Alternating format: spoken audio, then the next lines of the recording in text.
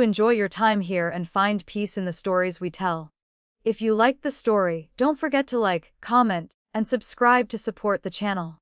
On the very day Quentin G humbled himself to plead for an imperial decree to grant an equal wife status to his mistress, I drank a cup of poisoned wine. I ended my life in the lonely back garden of his manor. From that moment on, the legend of the capital's most poisonous wife began to fade. Saraphina Sue finally vanished from the world, just as everyone had wished. But when I opened my eyes once more, I found myself reborn as the first-born daughter of the Song family. Saraphina Song, you possess a face identical to mine. Throughout the capital, rumors spread that Quentin had nearly followed his late wife to the grave out of grief. After 5 years of cold indifference, I knew better than anyone that he had never loved me. His mournful words and displays of sorrow were merely a performance for the public. Then, one day, a matchmaker arrived at the Song Manor with a beaming smile.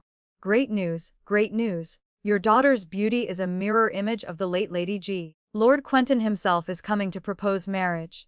I politely ordered the servants to pour a cup of tea for matchmaker Zhang. She took a sip and continued to chatter incessantly to my father. Does your lordship know Lord Quentin? Everyone in the capital knows him as a brilliant scholar and a master of martial arts. He is young, talented, and currently serves as the chief of the Court of Judicial Review.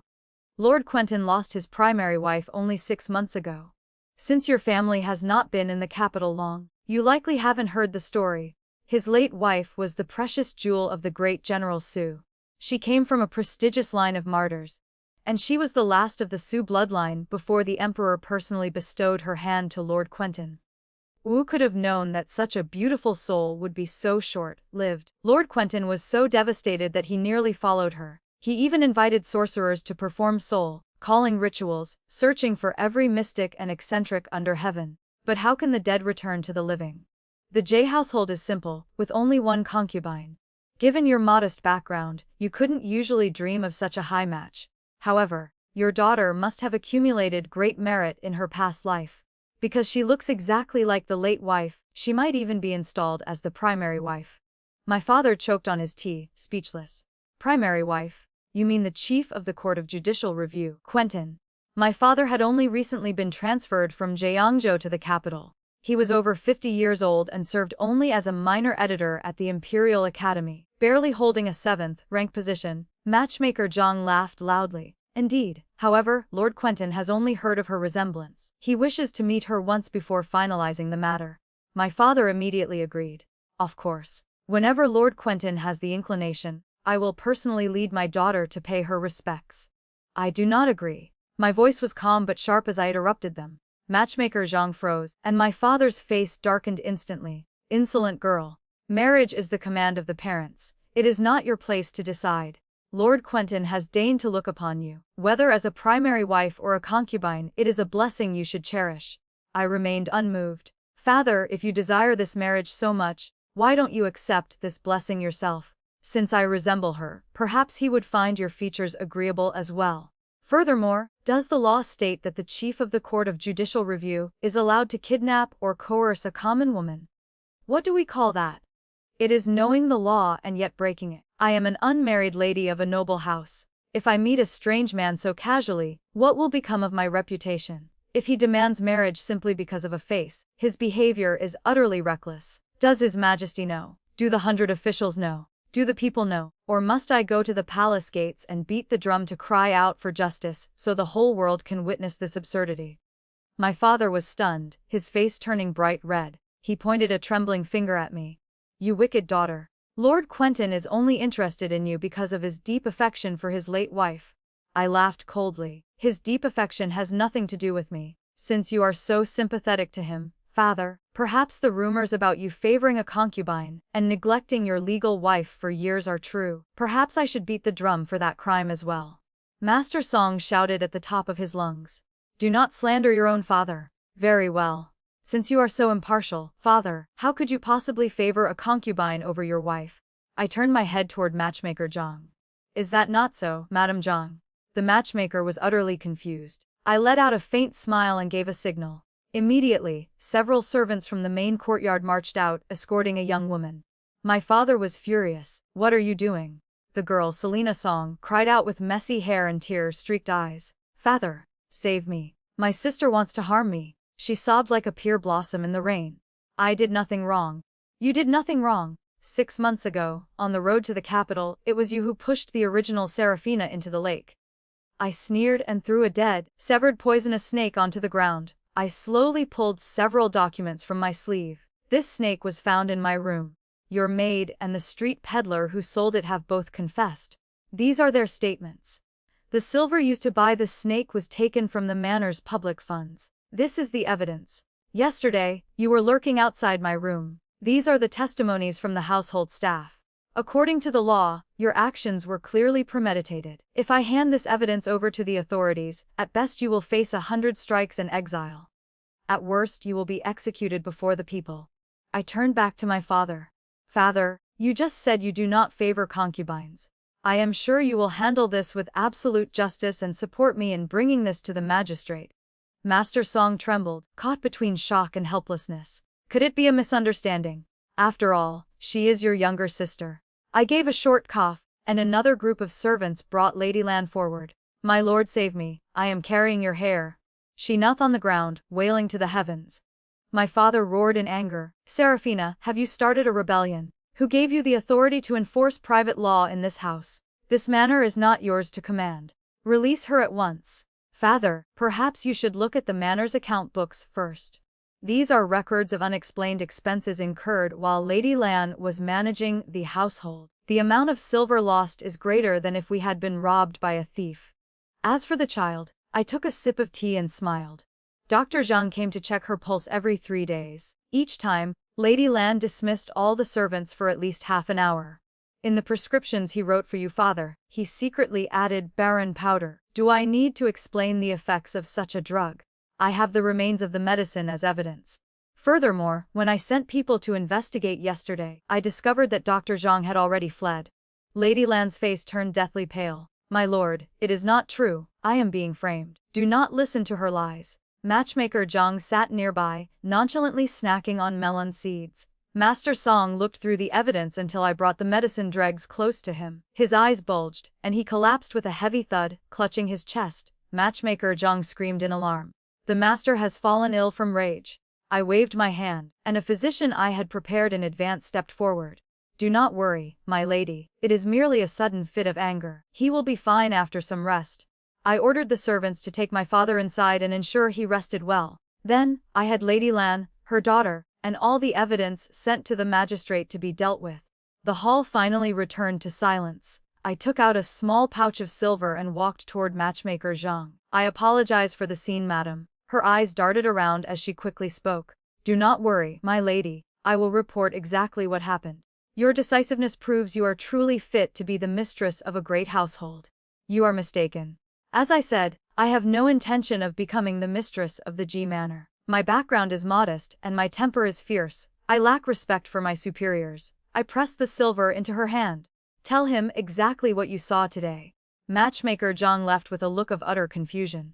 I returned the keys to the treasury to my mother in the main courtyard. I have reclaimed the management of the inner court. If you are determined to be a proper mistress, hold on to these tightly. Do not hand them to anyone else again.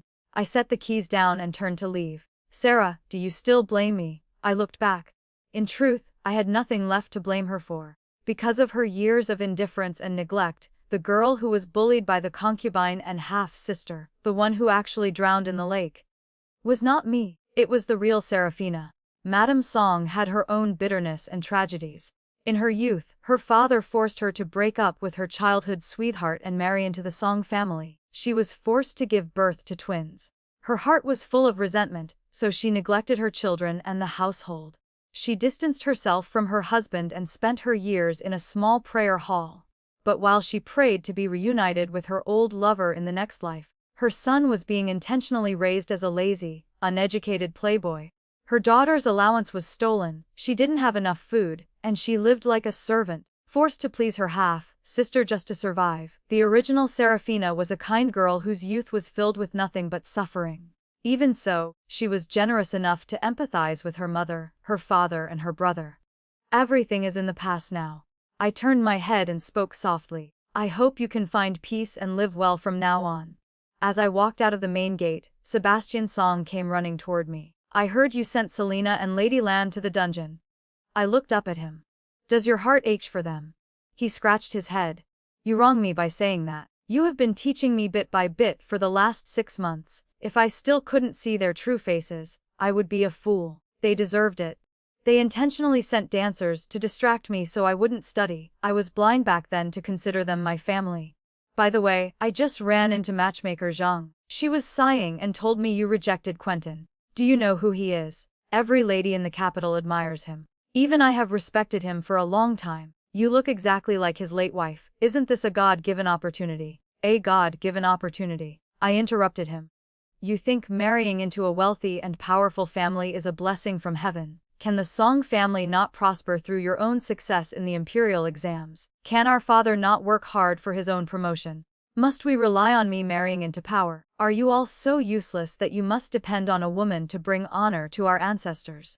He took a step back. You can scold them, but don't scold me. I have been very obedient for the last 6 months. Tell me, who do you want to marry? I will find him for you. I opened my mouth but no words came out. I remembered the last time my former father and brother went to war. My brother had been drinking and held my hand. Sarah, when you marry, do not look for power or status. Do not even look for a man as beautiful as Jade. Listen to your brother. Find someone who has you in his heart, someone who treats you well. That is enough. But in the end, I didn't listen. I chose a man with power, status and beauty, only to find he had no room for me in his heart and never treated me well. I remained silent for a while before speaking. The reputation of that lord's late wife was not good at all in the capital. Quentin never liked her. The marriage was forced upon him. While she was alive, she was lonely in her chambers. Their relationship was colder than our parents. She grew up on the frontier and had no friends when she moved to the capital. A few years ago, she became a laughingstock among the nobles and was called the most poisonous woman in the city. Sebastian was stunned. How can that be? Everyone says the lord and his wife were deeply in love. Once a person is dead and the husband holds a high position, who would dare to say otherwise? Isn't it safer to claim they were devoted? Sebastian realized the truth. Then the G Manor is truly not a place to marry into. If he doesn't like her and you look exactly like her, he will like you even less. But where did you hear all this? Why didn't I know? I couldn't explain why the rumors that once rotted people's mouths were no longer mentioned. Perhaps it was out of respect for the dead. I just overheard people talking while I was out having tea. It was nothing. Sebastian nodded and soon returned to his study. I looked up and took a deep breath. 6 months ago, 2 lonely souls met.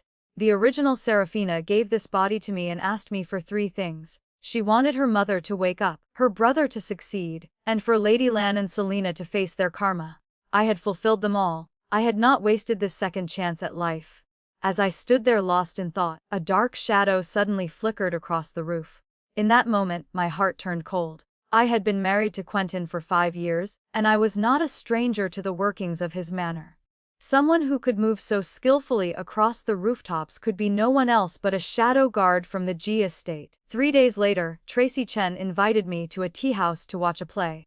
This play is incredible. You haven't been out for days, so I have already seen it twice. She spoke while snacking on seeds. In truth, I hadn't slept much lately, but Tracy was unusually excited. This is the most popular play right now. It is about a woman who cuts ties with her family because she loves a man. But the man doesn't cherish her, and later he deeply regrets it. I asked her, if he didn't love her, why would he regret it? If he loved her, he wouldn't have let her suffer in the first place. This play is just a beautiful dream before death. It is nothing but an illusion. Tracy was stunned. Why do you sound like a nun? On the stage, the scene showed the woman meeting the man for the first time. She hid behind a curtain, looking at him with eyes full of adoration, and that man was completely unaware, just as Quentin would never know. The truth was, I had liked him for a very long time. When I was 13, I followed my father and brother to the capital. At the hunting grounds, a young man shot an eagle out of the sky with a single arrow, drawing thunderous applause. I was captivated by the light in his eyes. I couldn't look away, but he was surrounded by too many people. He didn't see me. He didn't see the young girl hiding behind her father and brother, quietly watching him with admiration. When I returned to the frontier, I became a different person. My hands were covered in blisters, but I refused to put down the bow. My brother teased me, saying I used to complain that the bow was too heavy and my hands hurt. He wondered why I was suddenly determined to become an expert archer after returning from the capital. I punched him and lied through my teeth. I just saw that everyone in the capital is good at archery. I want to compete next time. But that wasn't the truth. A young girl's feelings are hidden deep within many layers. I simply wanted Quentin to see me. But even though I mastered the bow, I never had the chance to return to the hunting grounds. War broke out on the border and lasted for 3 years. By the time I turned 16 and reached marriageable age, I finally returned to the capital. Only this time, my father and brother were no longer with me. The Empress Dowager personally arranged my marriage as a way to comfort the orphan of a fallen general. She gave me a list of names, but I only saw one Quentin. Quentin was once the Emperor's study companion. I watched him grow up. He likes women who are gentle and virtuous. She smiled and said those words, though I was anything but gentle or virtuous. My father and brother had spoiled me. I was the only daughter of the general's manor, and I was raised with pride. But if Quentin liked gentleness, I could change. For 3 months, I studied with the palace matrons. I learned to suppress my spirit, to speak softly, and to be a gentle woman. The marriage was soon finalized. The Empress Dowager said Quentin had agreed very readily, and my heart was filled with joy. I didn't sleep on my wedding night. I rehearsed everything I wanted to say to him over and over in my head. I wanted to tell him that I was good at managing a household, and that I had handled the affairs of the general's manor well, so he could rest easy. I wanted to tell him that I was now an expert archer, and would never embarrass him. I wanted to tell him that I knew how to brew wine and make many kinds of cakes. If he was tired, I could sit with him and share a cup of osmanthus wine. I wanted to tell him that I had studied the law, knew how to play the zither, and could paint his portrait. Marrying me would never be boring. I wanted to tell him that I had liked him for a long time and that I was truly happy to be his wife. But on that wedding night, he never appeared. His steward came to receive the bride in his place. The steward explained that the chief of the Court of Judicial Review had found an important lead in an old case involving the Yu family and had to rush out of the city. I insisted on waiting and sat up the entire night, replacing the wedding candles as they burned out. It wasn't until the next afternoon that he finally returned. He sat across from me. "You should have slept. There was no need to wait for me." He told me that years ago, Master Yu had saved his life during a crisis. He had promised to take care of Master Yu's daughter, Van Yu, and grant her 3 wishes. Van's first wish was for Quentin to clear her father's name. I nodded. I understood, but I didn't know why the words I had prepared for so long simply wouldn't come out after that long, empty night. From then on, Quentin remained as busy as ever. He had no time to spend with me, so I ground his ink and brewed his tea. I stood with an umbrella waiting for him to finish his work, searching for any way to be near him a little longer. But he would only say, "Saraphina, leave these tasks to the servants. You don't need to trouble yourself." But if I didn't do those things, I had no reason to be near him. I cherished his rare days off and began preparing for them days in advance. Yet every time, Ivan could easily call him away. One day there was new evidence. The next day she felt unwell. Once, even her pet dog was sick. She always came to find him, and I could only watch their retreating figures as they left the manor together. I wanted to chase after them, but I couldn't take a single step. I was his wife, yet I felt like a stranger. We lived in the same manor, but we were like 2 acquaintances, polite but distant. He was too busy, his heart was too occupied, leaving no room for me. In the 3rd year at our marriage, the Yu family was finally exonerated. I was happy for them. I thought he would finally be free from the burden of gratitude. I hoped he would stay home more and look at me more. It was the double 7th festival, a day when families traditionally paint fans together. I was unusually happy and personally took my maids to the streets to buy supplies. But at a corner shop, I saw Quentin and Yvonne sitting across from each other, painting a fan together. She held the fan up with a sweet smile. He nodded with a faint smile on his lips. They looked like a perfect couple. In 3 years, he had never painted a fan with me. He had never even used the fan I painted for him. I had always assumed he was too busy or simply didn't like such things. It turned out he had plenty of time for others. He just didn't want to do those things with me. My mask of gentleness was ripped away in an instant. Furious, I rushed forward and threw a cup of tea in Ivan's face before slapping her hard. "Painting fans is for family members. What are you? How dare you think you are worthy of painting a fan with my husband? My eyes were red, and I lost all my composure. I was about to strike her again when Quentin gripped my wrist firmly. Saraphina, you have gone too far. He spoke in a low voice. Go home. That day, I walked behind him all the way back without saying a word. He didn't look back once. You misunderstood. She lost her family, and she just wanted me to paint a fan with her. That was all. Do not make such a scene again. He said I should apologize to Juan. I replied, I am not willing. He stopped and looked at me. Saraphina, what did you just say? I repeated every word clearly. I am not willing, and I absolutely will not. The day ended in bitterness. He stormed off. I looked up for a long time until a tear finally escaped the corner of my eye. He had forgotten, or perhaps he never knew. Yvonne was not the only one who had lost her family. I had no one left either. I only had him. Word of what happened that day spread quickly. Whenever I went out, I heard mocking whispers. Just because her husband painted a fan with someone else, she made a scene in the street. She has completely destroyed the reputation of the chief of the Court of Judicial Review. By the time the title of the most poisonous wife in the capital reached my ears, I had stopped leaving the house for a long time. I had no friends here. And then Quentin came to see me because Wu Van had made her second wish. She wanted to enter the G Manor as an equal wife. At that point, we had been cold to each other for 3 months. She was once a slave. Though her family's name is cleared, she has passed the age for a good marriage. Taking her in will give her a place of refuge. I turned my back to him and gave a cynical laugh. You have already decided. Why ask for my opinion? If I say no, will you listen? He was silent for a moment. You are the primary mistress. When she enters, she must still kowtow to you. Even if I ask the emperor for a decree to establish an equal wife, it is only a title. Nothing in this house will change. Really, but I would change.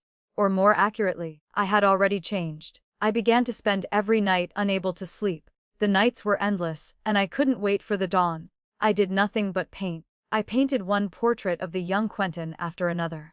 In the end, even I couldn't tell if I loved the image in the paintings or the cold man outside my door. I missed my father. I missed my brother. I missed the frontier. Sometimes I would sit and cry. Sometimes I couldn't control my rage and broke things. On the rare occasions I slept, I dreamed of the soldiers who had died on the battlefield. They said to me, "Little mistress, we miss the osmanthus wine you brew. Will you come and keep us company?" I knew I was ill, but I didn't dare let Quentin know. I was afraid he would hate me even more. I knew I had taken a wrong path, but it seemed there was no way to turn back. A loud crash sounded. On the stage the scene changed. The woman ran away, and the man chased after her. Tracy cheered. "Look, Sarah, the regret part is starting. Let him suffer. That dog of a man." But I was in no mood to keep watching. I stood up and went to the balcony to get some air. Suddenly, a figure dropped down in front of me. What a coincidence. Miss Song. He cupped his hands in a respectful greeting. "Lord Quentin requests your presence." I recognized this shadow guard. His name was Jace. I remained silent for a moment. "And if I do not wish to go?" Jace stood perfectly still. "It will only be a few words. Please show some respect to my master." Was my respect so cheap? Something to be given when asked and thrown away when not. "If I do not give it, are you going to kidnap me?" Jace was stunned and couldn't believe his ears. "You, Jace?" A voice sounded from behind him, cutting him off. "You misunderstand, Miss Song. I only wish to ask a few questions regarding the case of your concubine and sister." I turned and gave a cold laugh. The Lord is so busy with official business, yet he finds time for such a trivial case. I am truly honored. It is a pity you did not ask the criminals and instead came to interrogate the victim. Have you not put the cart before the horse? I also wish to ask if it is the standard procedure of your court to summon a woman against her will in broad daylight. Is this how the Court of Judicial Review operates? For a long time, no one answered. I found it strange. I looked over and saw him standing there, paralyzed. His fingers were trembling slightly, as if he couldn't believe his eyes. Quentin. In 5 years, I had never seen him make such a face. But then again, anyone would be startled to see a ghost in the middle of the day. I gave a small huff. "Lord Quentin, please conduct yourself with dignity. I am Saraphina Song, not your late wife. Did you ever learn manners, or have you forgotten them? You sent a matchmaker to my house without cause, and now you call an unmarried woman by her name so casually. Do you have no sense of shame?" Jace shouted in anger. "How dare you speak to the Lord like that?" I shot back. "Your Lord called me here to speak." Since he called me to speak, he should allow me to tell the truth. Is this the character and temperament of the Chief of the Court of Judicial Review? If you do not want me to speak, then please move out of my way so I can go back to my play. Jace was speechless. Quentin remained silent. He stepped closer and looked at me. I met his gaze directly. He let out a long breath, as if trying to suppress the emotions rising in his chest. You do not need to worry, Miss Song.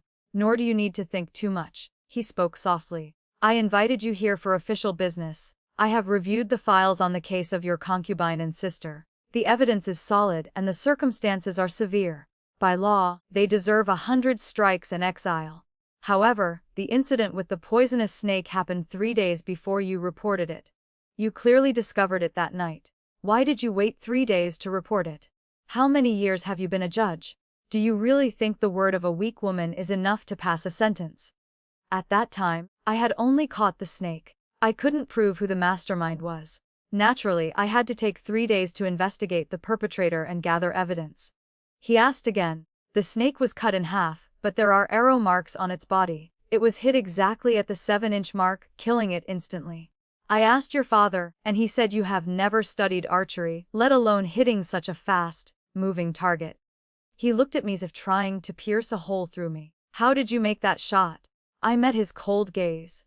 What are you suggesting, my lord? I bought that arrow while I was out on the street just for decoration. When faced with a life or death situation, I used whatever I could grab. Hitting the target was just survival instinct and a bit of luck.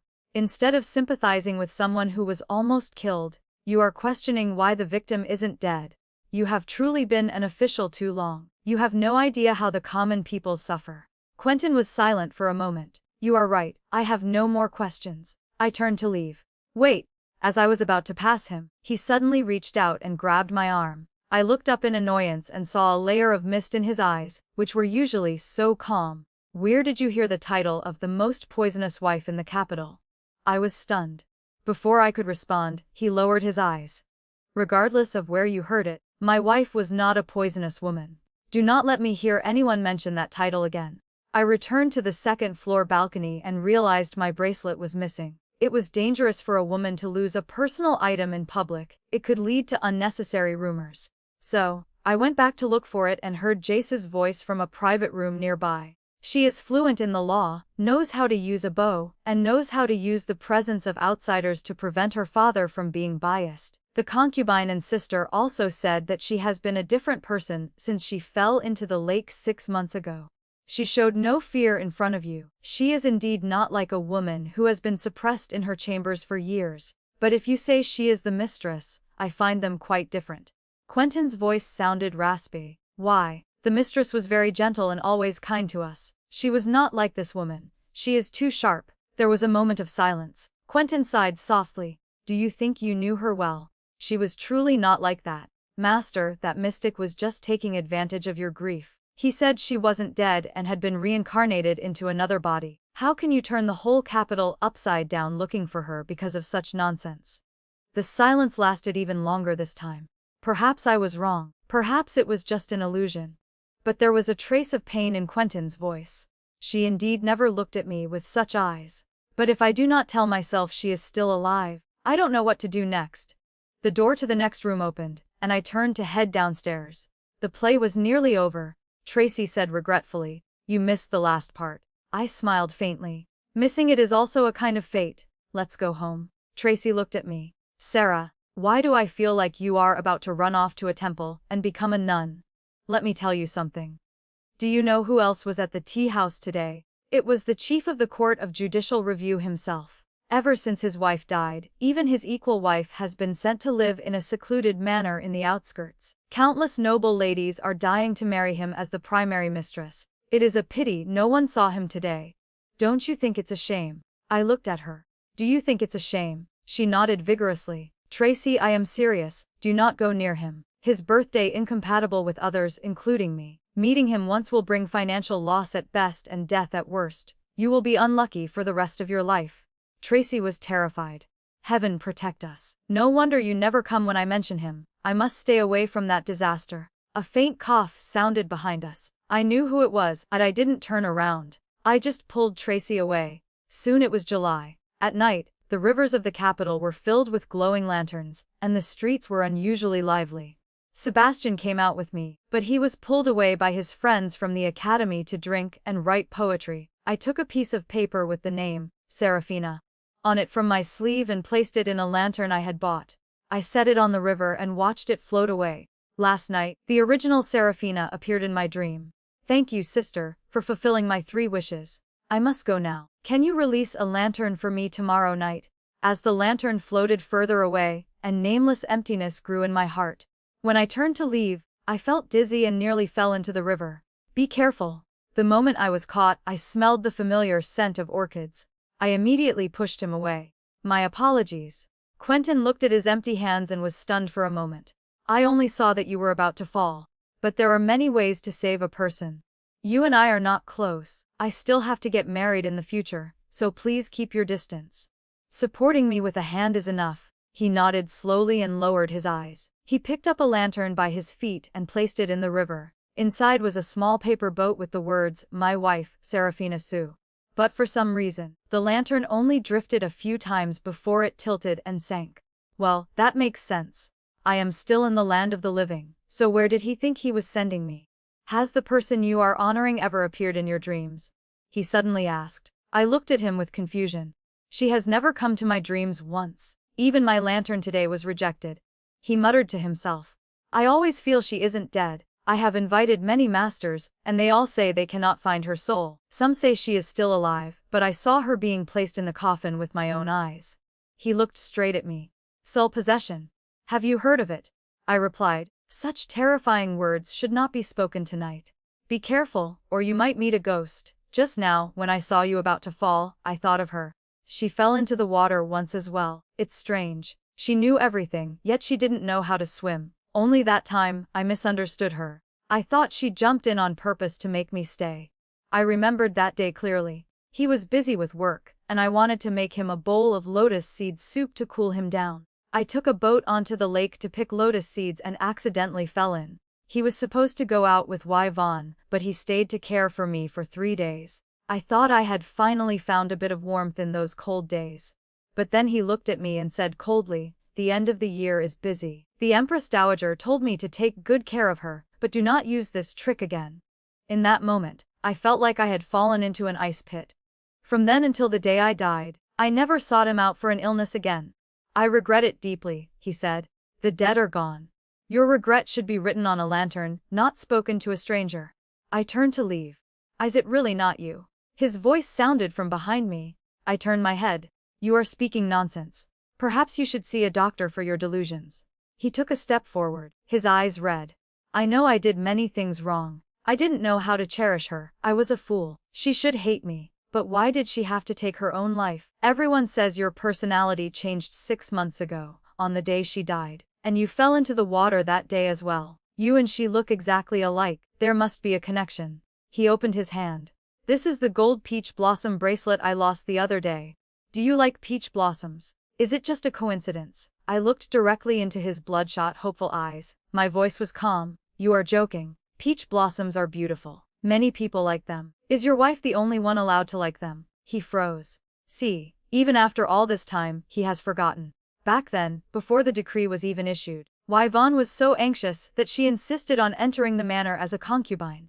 I couldn't pretend to be generous, so when she intentionally broke 3 peach blossom hairpins that Quentin had given me for my birthday, I made her kneel in the snow for 3 hours. I remember Quentin coming home and picking her up. He was furious. It was just a hairpin. You are the daughter of a general. Your father and brother died for the world. How can you value a life so little over a trinket? I had answered calmly. That was a birthday gift from you. I receive 1 peach blossom hairpin every year on my birthday. She broke them carelessly, but you are accusing me of being cruel on purpose. In the G family, even a mistress cannot act recklessly. If it happens again, she will be punished according to the family rules. That night, I stood at the doorway the entire night, watching the 3 broken hairpins being buried under layers of snow until no trace of them remained. Later, he gave Yvonne an identical peach blossom hairpin. She wore it when she came to pay her respects, smiling brightly. I thought it would be improper for both the mistress and me to wear peach blossom hairpins, but my husband said peach blossoms are beautiful and many people love them. They do not belong to one person. From that day on, I never wore a peach blossom hairpin again. Now, I looked into his eyes and my voice was calm. You think I have changed because you have never died? Why don't you try dying once? Perhaps you will change even more than I have. He froze. Died. But I told her everything would remain the same. Why did she insist on drinking that cup of poison? Why? That day, he was indeed busy asking for the decree to establish an equal wife.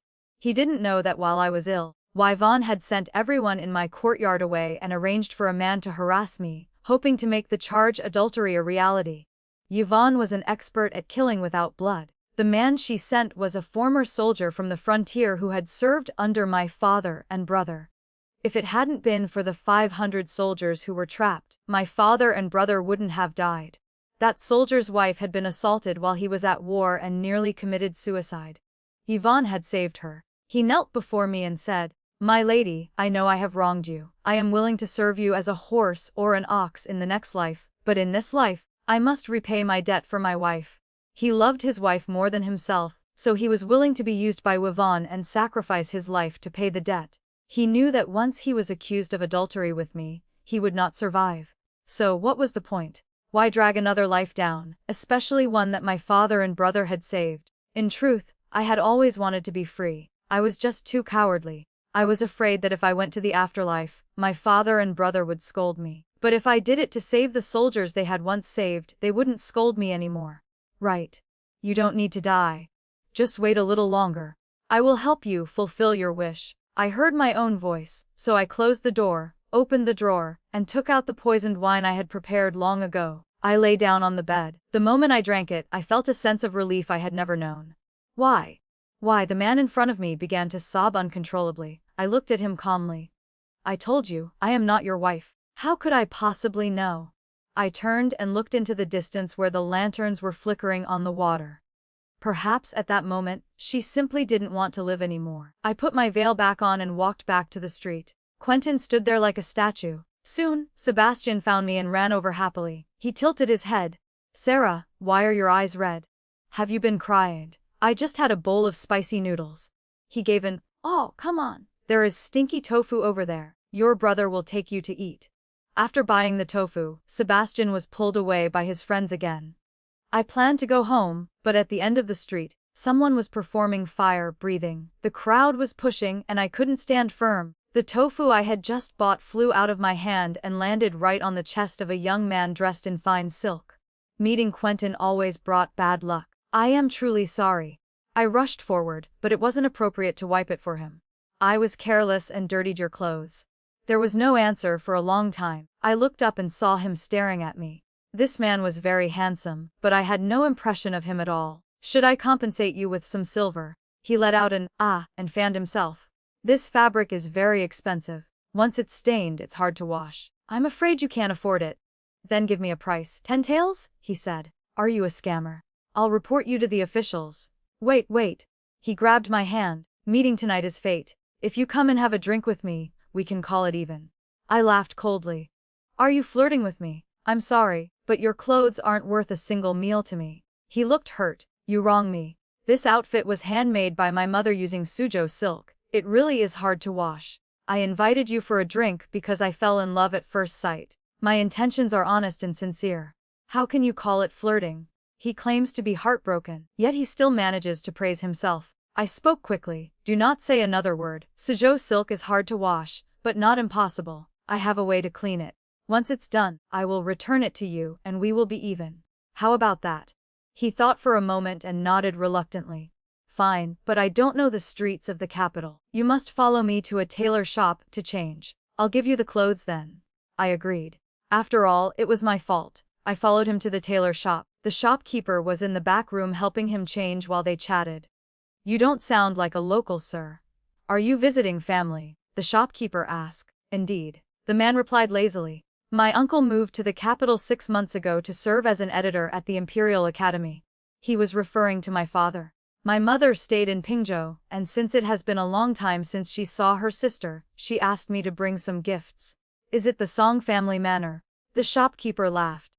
That house has been quite lively lately. Their eldest daughter personally caught her half-sister and the concubine and turned them over to the magistrate. Half the capital knows about it. Oh, is that so? The man remarked. The shopkeeper then added his own embellishments to the story. I heard she killed a poisonous snake single-handedly, wrapped it around her sister's neck, and forced her to beg for mercy. Rumors truly grow into monsters that can scare people to death. However, just a few days ago, my mother had mentioned that a cousin named Lucas Liu was coming to visit. When you were born, your aunt and I made a pact to betroth you to Lucas. But 8 years ago, your aunt sent a letter saying that for some reason, he insisted on breaking the engagement. So, we let the matter go. I didn't expect that boy, who seemed so unreliable, would go on to become the top scholar in the imperial exams and rise through the ranks so quickly. At such a young age, he is already the governor of Dingzhou. He is just a bit eccentric. Years ago, the emperor wanted him to stay in the capital as an official, but he refused and insisted on going to the remote frontier of Dingzhou. My mother had sighed. But if you marry him, we would be marrying into a family we know well. It would actually be a good thing. To be fair, Lucas was an excellent candidate for marriage. In my identity as Saraphina, I couldn't remain unmarried forever. If I could marry Lucas, I would not only leave the capital and Quentin behind, but I could also rightfully return to Dingzhou with him.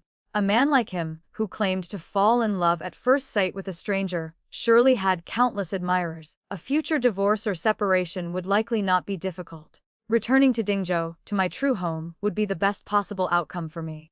Just then, Lucas stepped out. I took the garment from him, completely changing my previous attitude. I lowered my eyes and spoke submissively.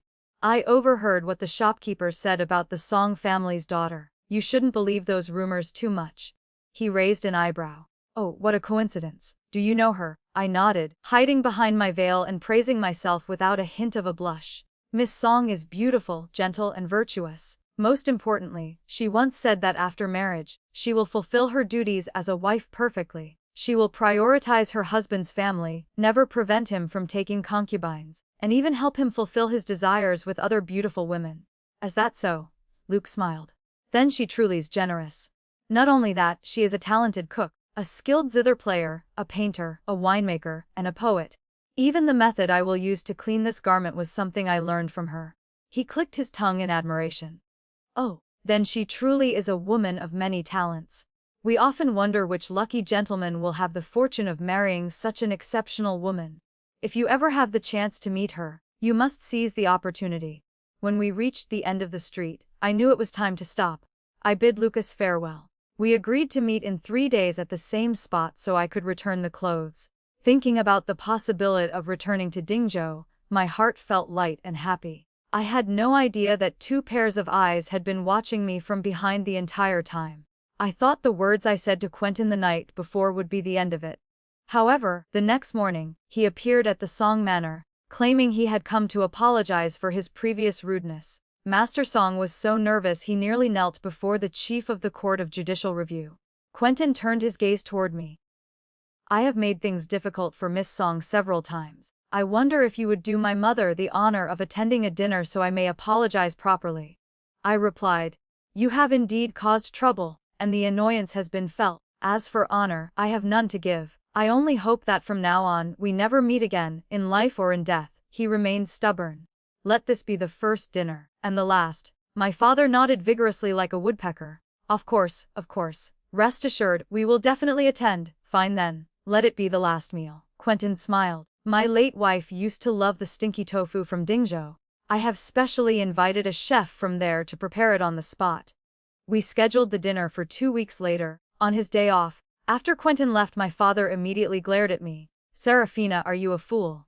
Such a great opportunity, and you act so prideful. Heaven be my witness, whether I keep my official position depends on you. How can you be so arrogant?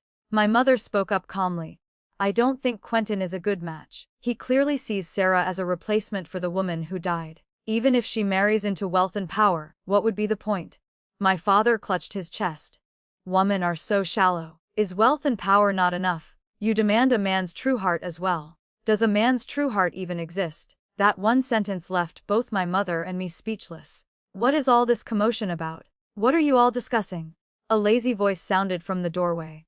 I looked up, stunned. My mother immediately stood up, her face glowing with joy. Sarah, come and meet your cousin. He moved into the manor last night, but it was late, so he didn't get to see you or Sebastian. Lucas gave a slight nod. Cousin. His mature and respectful demeanor was completely different from the talkative man I had met the night before. It has been so many years. The last time you two met was 8 years ago, when you returned to Pingzhou from the capital. My mother smiled. He changed the subject. Were you discussing my cousin's marriage just now? My mother replied, indeed. Sarah has reached the age to discuss such matters. He smiled again. I took a walk around the capital last night and heard many praises for my cousin. Do you remember, Aunt? We had an engagement when we were children. Is it too late for me to come and propose marriage now?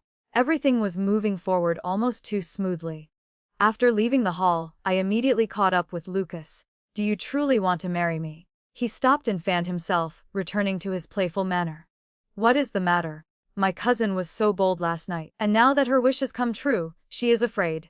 I was stunned. You recognized me last night? He acted as if it were obvious. Of course, we have met before. It's just that your memory isn't very good. But mine is excellent, and I remember you perfectly. I recognized you the moment I saw you last night. Finally, I understood. So last night you clearly knew it was me, but you pretended you didn't just to laugh at me. He shrugged. Well, what are you doing? I splashed water from the wet garment I had just washed onto him.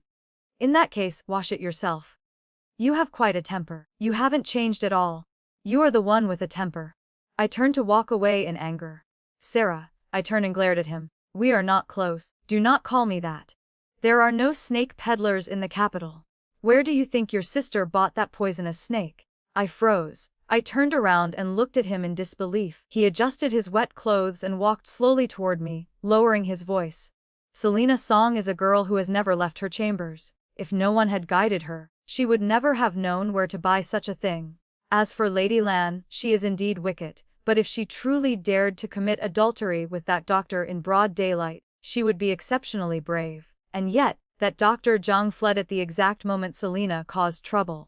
Was that Baron powder truly added to your father's medicine by him? I heard that Lady Lan is still crying out that she was framed on the way to exile.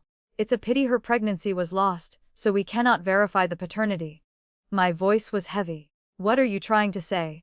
He smiled faintly. Cousin, do not be nervous. I am just curious when you started setting this trap. Was it 6 months ago when you fell into the water? You slowly replaced the servants in the manor and lured them into taking action. They thought they were the masterminds, but the real mastermind was you, the victim. You have so much courage. Weren't you afraid that the doctor would return and expose you? I laughed coldly. My cousin is truly impressive. You investigated all of that in a single night. It is a pity the Court of Judicial Review doesn't have you. Then guess why I chose Dr. Zhang? I asked. He raised an eyebrow. Why? I stepped closer and smiled. Because he is just like you. He likes to flirt and meddle in other people's business. That kind of person is the easiest to manipulate. He did indeed have an affair with Lady Lan, and the evidence I have is enough to keep him in prison forever. Does it matter who the child in Lady Lan's womb belonged to? Even if everything happened exactly as you analyzed, and even if it was all my doing, what do you plan to do? Will you report me? He pouted.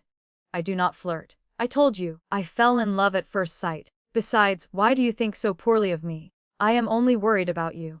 If there were any enemies left, I would have handled them for you. His eyes flickered. Like Lady Lan and Selina, who died unexpectedly on the road 10 days ago. I stared at him. What do you mean? He held up his hands. See, now I have something on you too. I remained silent for a moment. We aren't close. Why would you help me? I told you, I fell in love at first sight. Why don't you test me? My brain is quite good. I won't betray you and I am handsome. I wouldn't be a bad husband. I am 100 times better than that cold-faced judge. If you still don't trust me, then let's make a deal. If you brew me a jar of osmanthus wine, I will sell myself to you. If you tell me to kill someone, I will kill them. Isn't that a great bargain? My lip twitched. I think there is something wrong with your head. He nodded seriously. Possibly. It's a long-standing illness. My mother was right, his behavior was strange. He didn't look like a normal person at all. I thought for a moment and said, there is no need to kill anyone. If you want to make a deal, I prefer working with someone who is smart and direct. I need to use our marriage to leave the capital. You can name your conditions for going to Dingzhou. Once we arrive, We will get a divorce and go our separate ways. Our lives will not cross. The Song family was very pleased with the match between me and Lucas. After all, it was a high-status marriage for them. Lucas was very strange. He didn't seem to want anything from this deal except for a jar of osmanthus wine. I could only assume that 8 years ago, he truly had fallen for the original Saraphina. Thinking about this, I felt a bit sorry for him. The person he loved had long since passed away, and all he was waiting for was a lonely soul like me inhabiting her body. Because of that, I began to be gentler with him. The G Manor sent word that Quentin had an urgent matter on his day off, so the dinner would be postponed.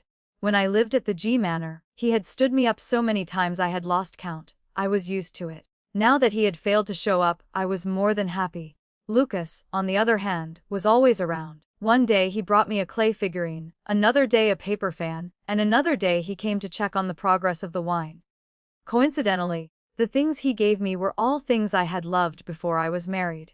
One day, he mysteriously said he wanted to take me somewhere interesting. I guarantee you have never been there. It was a secret auction held inside a theater. The items for sale were very interesting, ranging from lost musical scores to the writings of great poets. I watched with fascination, but when a painting was brought out, I froze. Honored guests, please look. This is the work of the great general, who guarded our borders, General Sue. As the scroll was slowly unrolled, it was indeed my father's work. Legend says that after his wife passed away, General Sue fell for a woman in Dingzhou and painted this peach blossom scene specifically to win her heart. Everyone knows the general was undefeated in battle. Therefore, whoever owns this painting will be blessed by General to marry the person of their dreams. No, that is a lie. Before he could finish, the teacup in my hand flew out and hit the man, knocking him down. I stood up, my eyes red and my whole body trembling. General Sue was loyal to his country. He only had one wife in his life. How dare you use this painting to slander his reputation? In another room, someone also dropped a teacup. What woman dares to cause trouble here? The man on the stage shouted in anger. Guard, throw her out. I'd like to see who dares to touch her. Lucas stood up, radiating a cold aura as he stood in front of me. General Sue is a great hero of our dynasty. The emperor himself has decreed that anyone who slanders the general shall be executed. The entire hall went silent. Everyone here today can sit and drink tea and buy paintings in peace because General Sue and his soldiers traded their blood for it. What right do you have to enjoy these things while slandering a hero of our court? The people were moved and began to agree. He is right. We cannot slander a hero of the court. The man on the stage still argued. What proof do you have that I am lying? Peach blossoms are loved by women. Why would a man like General Sue paint them if not for a lover? Of course it was for his daughter, I said urgently. Lucas suddenly spoke and the hall fell silent once more. He turned and asked me gently, is that right? Yes. I struggled to hold back the tears. It was for his daughter. She loved peach blossoms. But in Dingzhou, the blossoms always bloomed late and withered early. He didn't know how to paint, but he forced himself to learn just so his daughter could see peach blossoms every day while he was away at war. So that was it. It turns out the general had such a tender heart for his daughter. Apologize. Apologize to General Sue. The shouts from the crowd grew louder, causing the man on the stage to panic. He knelt toward the direction of Dingzhou and apologized, finally calming the crowd's anger. Lucas rang the bell on the table. Everyone knew that ringing the bell meant he wanted to buy the painting and would outbid anyone else. Soon after, the owner of the theater rushed onto the stage. I apologize. This painting is no longer for sale, we are closing early. He then hurried over to me. My lady, a noble guest wishes to see you in the private room. The scent of orchids filled the air. I looked at the front in front of me and found it laughable. Lord Quentin, you are as arrogant as ever. Your ability to coerce people is even more impressive than before. Did you throw your apology to the dogs, or is being a hypocrite the standard for your character? His eyes were terrifyingly red. Sarah, even now you want to deny it. Your wife is dead, my lord. Instead of burning incense and offering sacrifices, you follow me around and force me to admit I am your late wife. Is it so you can comfort yourself that you didn't fail the daughter of a hero? Or so you can breathe a sigh of relief? He looked at me. How could you think that? I didn't just... His voice choked up. Sarah, you don't know what happened after you died. Are you going to say that you actually loved her? But while she was alive, you were cold and indifferent. Now that she is dead, you pretend to be devoted. No, Sarah. let me tell you, I interrupted him. Quentin, you never liked her from the beginning. The Ji family was a prestigious clan for a century, but 50 years ago, the former emperor grew suspicious of you.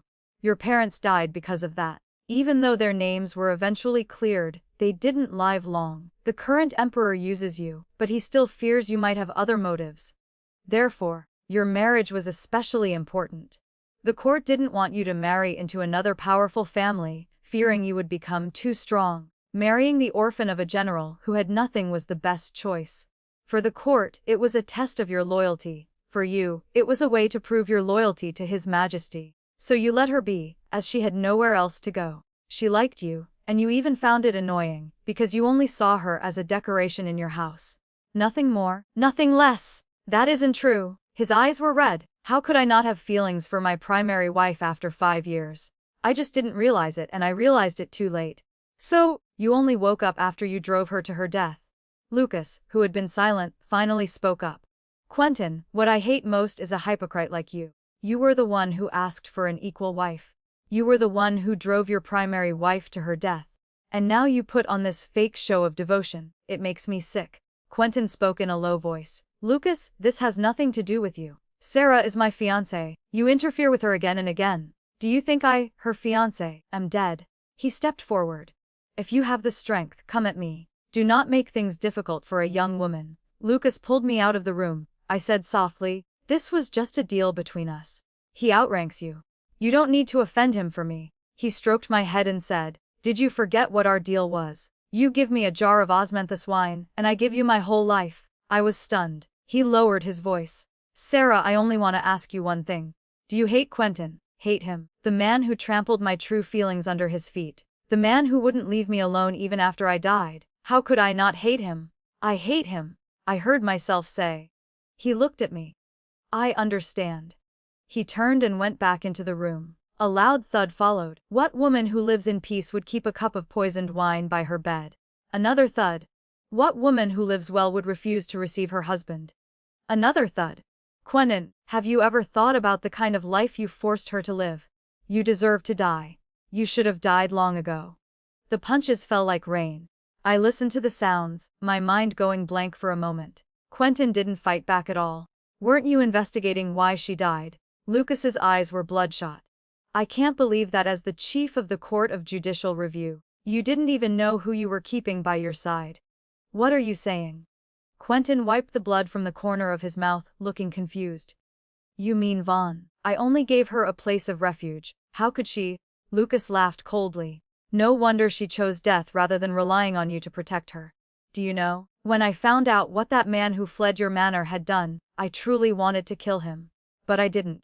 I brought him back to the capital, just so you could see with your own eyes what you have done. Do you think a man who betrayed her like you is worthy of the painting General Su gave her?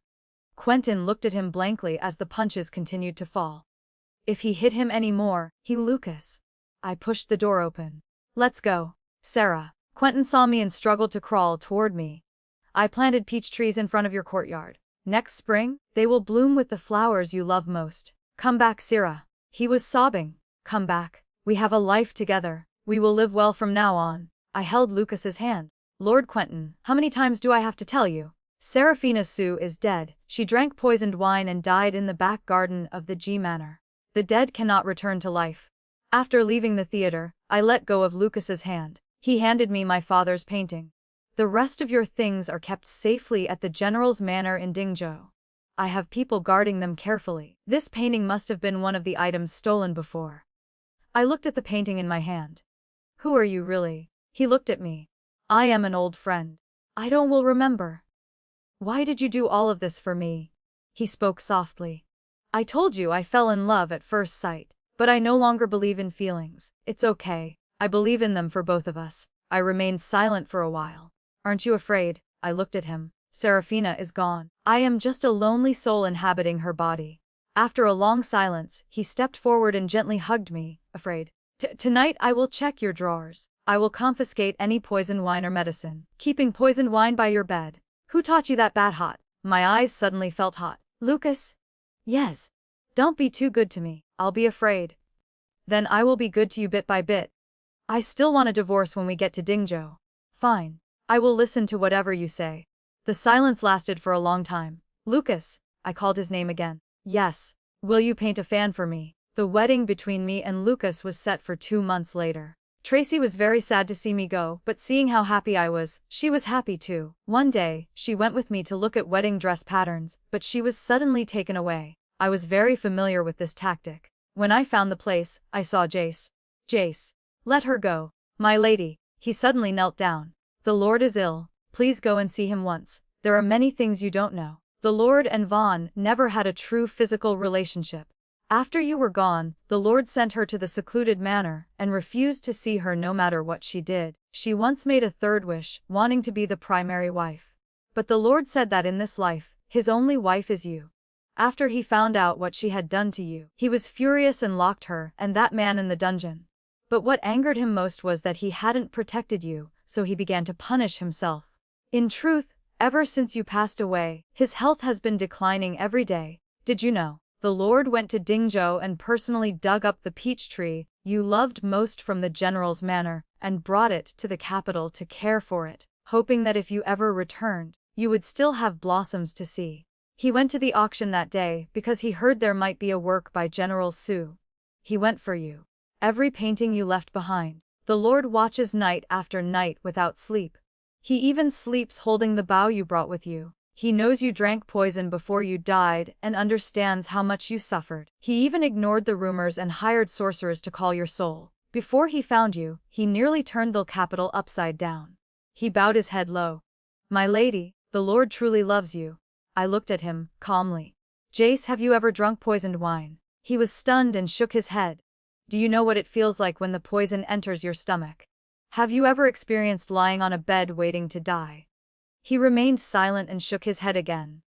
Do you know, after my father and brother died, I swore to them that I would live well. But I was useless. In less than a year, I couldn't hold on anymore. I truly couldn't take it. You say Quentin knows I drank poison and understands my suffering. But how could he understand the despair and helplessness that tormented me day and night? Is it something a normal person could understand? You kidnapped my friend to force me here, just to make me listen to this. What is your intention? Do you expect me to be moved? Because he loves me now that I am dead, I should be moved. I shook my head. You are all truly unreasonable. The door was pushed open with a loud noise. It was Quentin. Master. Sarah, I was wrong. He pushed Jace aside and walked unsteadily. I was truly wrong. Can you forgive me? He rushed forward and hugged me tightly. From now on, I will not let you suffer any more. I will never let you. Let her go. From the next room, Tracy, who had been unconscious, suddenly rushed out. She stood in front of me, protecting me like a mother hen. I don't care who you are. Sarah doesn't like you. You cannot force her. If you take another step, I will report you to the officials. She was such a brave girl. She was clearly trembling with fear, yet she was still thinking about protecting me. I reached out and took a bow from the wall. I pulled the string and fired an arrow. It hit Quentin's arm, and blood immediately gushed out. Lord Quentin, the debt you owe Saraphina Sue is paid with this arrow. I held Tracy's hand and ignored his painful gaze as I walked out. Let us never meet again in this life. After that, Quentin never appeared again. Luke told me that he had been secretly investigating Yvonne for the last 6 months. Do you think she really bet everything on Quentin? Over the years, she did whatever it took to clear the Yu family name, including conspiring with many noble families and foreign influences. This is what the Emperor fears most. I only had to present this news half true and half false to His Majesty, and he naturally grew suspicious of Quentin's loyalty. Quentin was ordered by the Emperor to stay home and reflect, which was essentially house arrest. I still couldn't remember which old friend Lucas was. Until the night the osmanthus wine was finished and I gave it to him to drink. He drank too much and hugged me tightly, crying and saying he had missed this taste for a long time. A flash of lightning went through my mind, and the suppressed memories came flooding back. 8 years ago at the hunting grounds, I didn't just meet Quentin. There was also a young man who had borrowed wine from me. At first, he said he was thirsty, and then he asked for 1 cup after another. How can you drink so much? I was a bit unhappy since I only had 1 jar and planned to drink it myself. The wine you brewed. He blushed. It's delicious. How about I trade something else for it? I huffed. What do you have to trade? Just then, Quentin shot the eagle out of the sky, and the crowd cheered. I stood on my tiptoes to see him more clearly, completely ignoring the handsome young man beside me who was looking at me. "I can trade anything," he said very softly. "Even myself." "You are a liar. You said you would trade." Now he was drunk and his eyes were red as he complained. "I wanted to see you. I wanted to marry you. So after I returned, I studied as hard as I could to become the top scholar. But I was still one step too late. You had already been betrothed to him. So I went to Dingzhou. That was your home, and I wanted to protect it well so that whenever you wanted to come home, you could." He looked up at me with eyes like a lost puppy. "Sarah, come home with me." The day Lucas and I were to be married was set for after the autumn examination results were announced. Sebastian actually ranked as the runner-up, and the entire Song family was overjoyed. The night before the wedding, I asked my mother, "Do you still want to leave this place?" She was stunned. "Where would I go? You are marrying well, and Sebastian is the runner-up. Why would I go anywhere else? Do you not remember that old friend?" I asked about her childhood sweetheart. She was silent for a moment and then replied, "What is the point of remembering him? In that case, I can tell you the truth. He said he was forced to leave and swore never to marry anyone else. But in truth, he married early and had many children. He took the money your grandfather gave him and lived a peaceful life in Dongzhou." She let out an "ah" and nodded. "In truth, I no longer remember what he looked like. Come and help me. Does this outfit look okay for tomorrow?" On my wedding day, the ones who cried the hardest were Tracy and Sebastian. In the bridal chamber, Tracy was sobbing. "Tracy, actually," I hesitated. "I don't care who you are. I just want you to live well." She looked at me intently. "Sarah, does he treat you well?" "Yes, he treats me very, very well." She hugged me tightly and cried. "You must be happy." I hesitated for a moment and then spoke. "You and my brother, how did you find out?"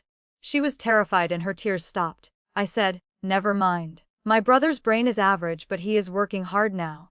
If he ever dares to bully you, write to me and I will kill him for you." Tracy began to cry even louder. The auspicious hour arrived and I put on my wedding dress. I stepped into the sedan chair. The wedding procession reached the outskirts of the capital, where we had to switch to horses to continue to Dingzhou. Lucas asked if I wanted to ride in the carriage. I shook my head. Riding a horse is faster. As soon as I got on the horse, the sound of galloping hooves came from behind us. Someone was shouting my name as if their heart were being torn apart. "Sarah, please do not go." But I had already gone too far, and he could never catch up. Luke must have heard him too. He turned and smiled at me. "My lady, let's race. Let's see who is faster." I laughed too. "Whoever loses will lose face. Let's bet a jar of osmanthus wine. You're on." The two horses took off, galloping forward. I heard the sound of my own laughter. "Father, brother, I wasn't sure if I could love again. But that young man, he has waited for me for a very long time, and he is willing to keep waiting." The most profound lesson from Saraphina's journey is that love should never cost you your dignity. We often mistake endurance for devotion, waiting for someone to finally see our worth, only to be left in the cold. But true love, like Lucas's, is patient. It sees you clearly and cherishes you from the very beginning, not just when you are gone. Do not wait for a second life to realize you deserve better. Have the courage to close the door on the past that hurt you and ride fearlessly toward a future where you are truly loved and valued. The story ends here for now. If it touched your heart or left you thinking, I'd love to hear your thoughts in the comments. Please like, subscribe, and share Raccoon Tale to help more stories come to life. See you in the next tale.